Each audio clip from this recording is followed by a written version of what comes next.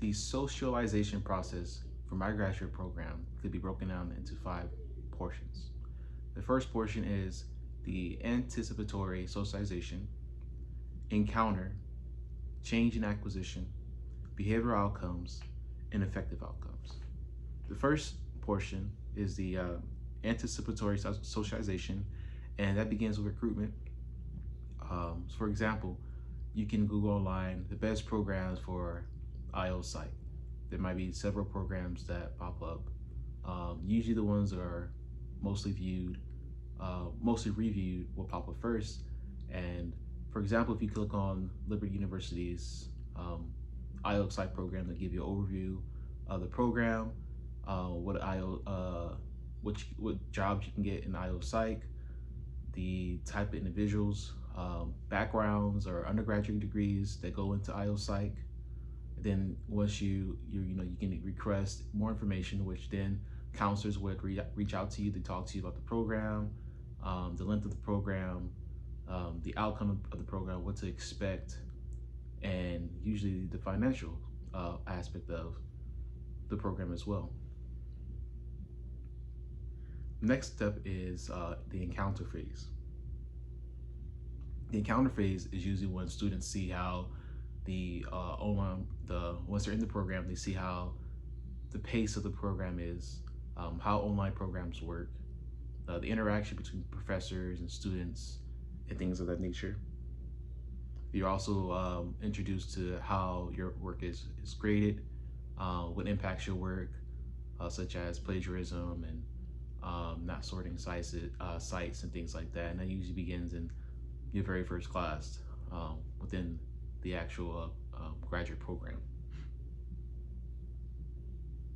Also within the counter portion of socialization into the graduate program, you're also introduced of how much stress you're faced with regarding graduate school on top of being an online program. The next step is behavioral outcomes. Behavioral outcomes, at this point, you're already socialized, but behavioral outcomes is basically letting yourself know, or can I handle the workload? Is this affecting my work-life balance? Is this impacting my schoolwork? And this can be measured in your simply as your grades. Are you getting A's? Are you getting B's? Are you failing? What is your study habits? How are you combating those study habits? How are you getting better grades? How can you improve in your grades? Things such as that. And lastly, the effective outcomes is your attitude towards the graduate program. Do you like it? Do you not like it? Is it something for you? Is this program for you? Is it too much for you? And then lastly, which also ties into the effective outcome, is job embeddedness. Even though graduate school isn't a job, it could be a full-time commitment. Most graduate students spend over 40 hours a week studying, writing papers, discussing, and other things that as a requirement of a graduate program.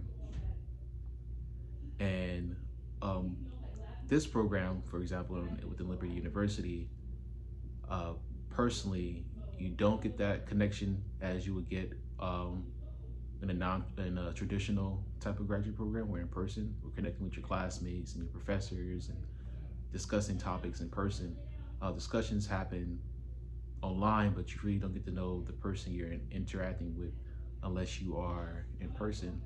And the outcome of this, if you were to leave, it could go either way. It could be good for you or bad for you.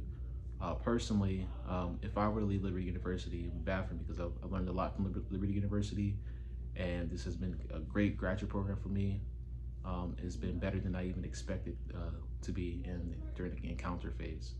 So if I were to leave the program, my embeddedness would greatly be affected.